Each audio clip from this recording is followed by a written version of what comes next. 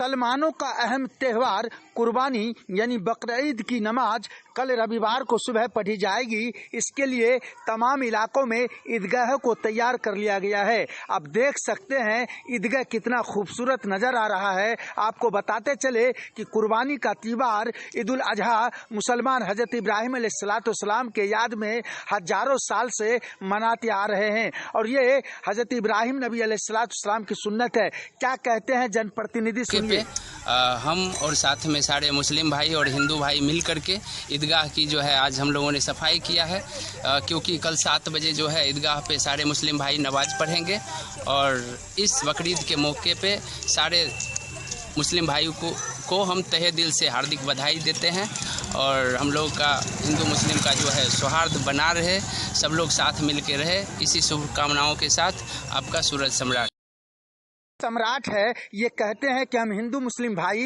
ईदगाह को साफ किए और भाईचारा के साथ रहे। क्या कहते हैं मौलाना निजामुद्दीन।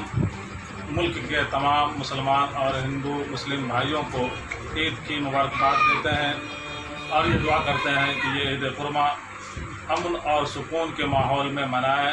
हम तमाम से ये अपील करते हैं कि इस ईद कुर्मा के मौके पर शांति का त्योहार जानवरों की कुर्बानी से मुराद नहीं बल्कि एक इंसान पर न्योछावर हो जाए और मदद करे, इसका भी नाम